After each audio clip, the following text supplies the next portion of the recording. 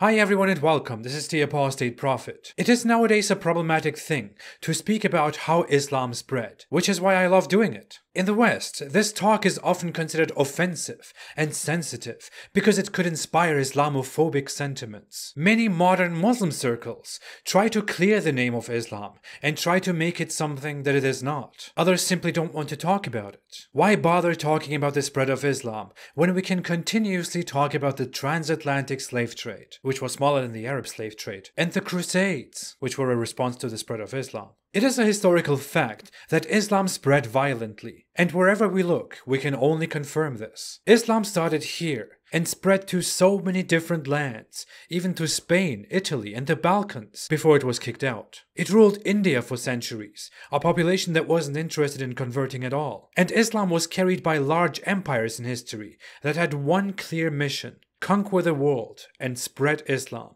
Looking at Muhammad's history, the whole picture is very messy. The problem is that basically all sources about this part of history are Islamic sources, and history is written by the victor, the Muslims. Yet even that history tells us things that wouldn't put Islam in a good position. As far as we know, Muhammad was tolerated for a while with his new religion that he proposed to the people of Mecca. When he became more disrespectful to the idols of the polytheists and their traditions, and insisted more on converting to his religion, he was increasingly threatened, and later an ambush was planned on him, and he had to flee, together with his believers, of whom some were reportedly persecuted. They fled to Medina, which was north of Mecca. The interesting part here is that Muhammad didn't just settle down in Medina and start a new life with his believers from here, where he would just spread the Islamic religion and peacefully invite people to Islam. Muhammad quickly became a warlord. He was quick in gathering forces, initially among those who traveled with him to Medina, known as the Muhajirun, the immigrants. They made several unsuccessful caravan raids against the Meccan polytheists. After a few empty expeditions, one little group that he sent to watch a Meccan caravan attacked the caravan, killed and captured traders, and took the booty. This was made in a sacred month where fighting was not allowed by Arabian tradition. Instead of making things right, Muhammad justified the attack, and a Quran verse was supposedly revealed, in which Allah himself was defending the attackers. They ask you concerning fighting in the sacred months. Say, fighting therein is a great sin, but averting from the way of Allah and disbelief in Him, and preventing access to Masjid al-Haram, the Kaaba, and the expulsion of its people therefrom, are a greater evil in the sight of Allah. And fitna is greater than killing.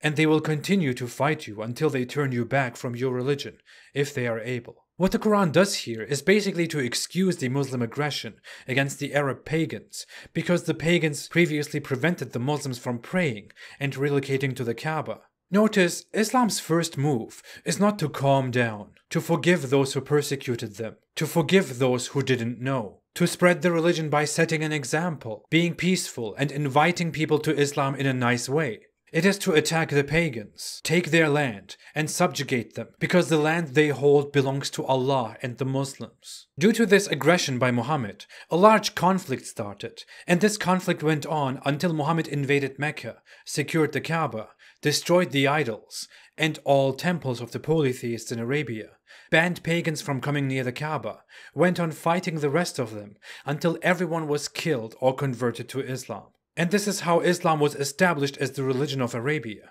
Victory tasted so good. Muhammad needed more. He was addicted. At the time these conflicts happened, the Quran's language became increasingly hostile, not only against the pagans, but also against Jews, who vastly rejected Muhammad, and Christians. In a Quran verse, the Quran instructs Muslims to fight all those who don't believe in Allah and Muhammad, and to subjugate them, and forcibly take protection money from them if they don't convert or die. After that, Islam quickly became an empire, a religion and an empire. These empires were known as caliphates, where the state is not only ruled by someone approved by the religious leader, like in the Christian world.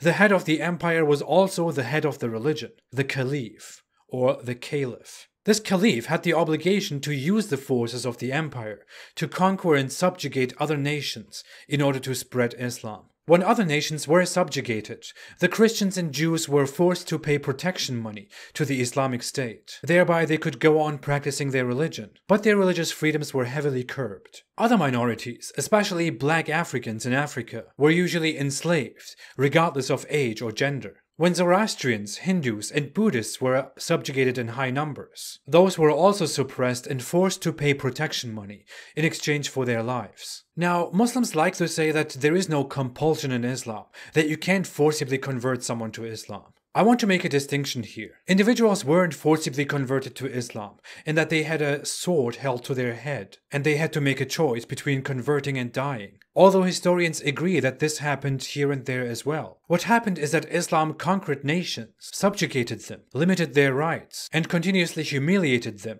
in order to push conversion. Minority religions weren't allowed to build any more temples, propagate their religion, celebrate and practice their religion loudly. They had to acknowledge Islam's superiority, Islamic supremacy, and they could lose their protection if they offended Islam in any way. The protection money taken from infidels was collected in ways that would heavily humiliate the non-believer. And humiliation is its purpose, according to the Quran.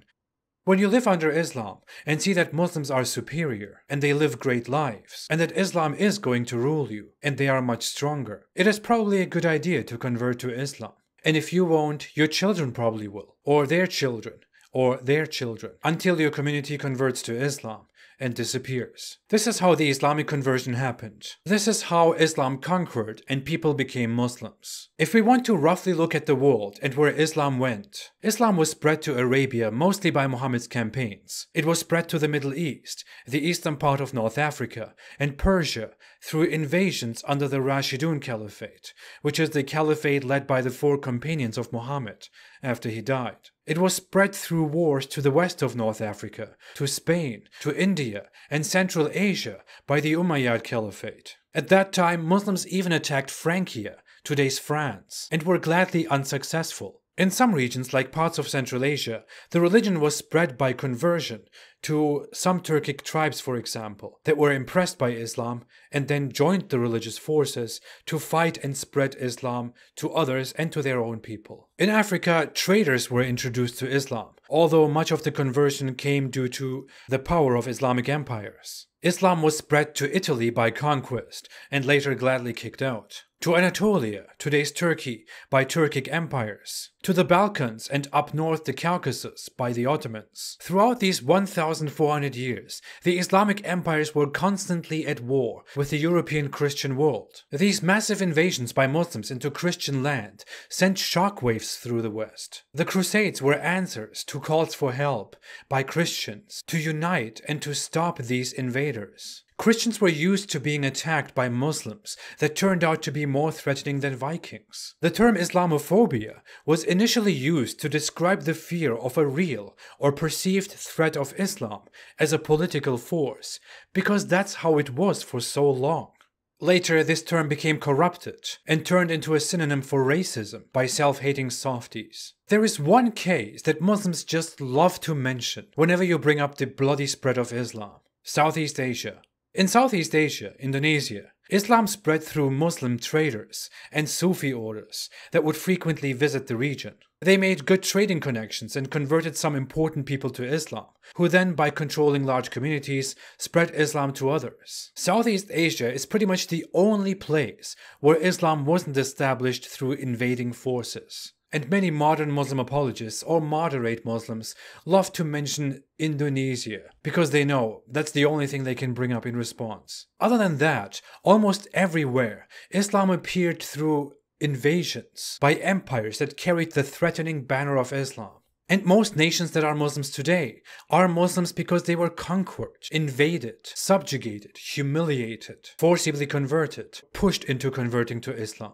Not only did they convert to Islam, their cultures were also heavily damaged and in many cases completely eradicated and replaced by Arab culture, including language and alphabets. See, it could have just happened a different way. Muslims could have peacefully invited the world to Islam, and people could have peacefully converted, if Islam had been so peaceful and so beautiful. Why did Islam need to be forced into everyone's life by an endless campaign of conquests? Why did Islam need to be an empire? Why is Islam a religion that started as a military force, violently conquered and changed so many cultures, and was only stopped because the West prevailed and forced Islam to be tame by international laws and pressure? Why did Islam have to eradicate cultures? Can people in the 21st century really believe that everyone is supposed to have a single culture, Islamic culture, which is why the cultures of so many nations were eradicated? I'm not saying that it is anything unique to Islam, that the religion was spread by the sword, and that Muslims engaged in centuries of bloody conquests. I'm also not saying we can single out Islam and blame it for violence in the past. Violence and conquest were common in the past. That's how things went. That's how we learned. Many cultures, ideas, religions, even great ideas spread that way. That was part of our history, our evolution. What I'm saying is that most Muslims believe in Islam now because it was spread by the sword, not because it was so convincing, so attractive, not because millions of people in such a huge extent heard of this religion and thought, hey, let's convert to this. What I'm saying is that Islam didn't just spread by the sword like any other idea. Islam was spread by the sword because Islam orders its followers to spread it by the sword and to fight the infidel. What I'm saying is that Muhammad explicitly said that he was commanded by his God to fight the people until they testify that none can be worshipped but Allah and that He is Allah's messenger. What I'm saying is that Islam is not misunderstood and not peaceful. It never brought peace, only the sword. And the sentiment of Islamophobia, originally anxiety and rejection of everything that is Islam, because Islam was an invading force that came through empires and attacked over and over again, was justified and probably still is justified, because Islam stopped invading countries not too long ago, and not voluntarily. And many among the followers of Islam think and hope that this is only temporary. Islam should not be downplayed and whitewashed and taken lightly. Islam is not misunderstood. Islam does not preach tolerance. Islam is not a religion of peace. Thanks for watching. If you like this video, don't forget to like, to subscribe and to share. Most of my videos are not monetized, so you can watch them without ads. If you want to support my cause, you can support me on Patreon or on apostateprophet.com. I appreciate all your support so much. In the future, I should go more into how specific cultures converted to Islam. I'll be back very soon. Have a great day, and stay away from Islam.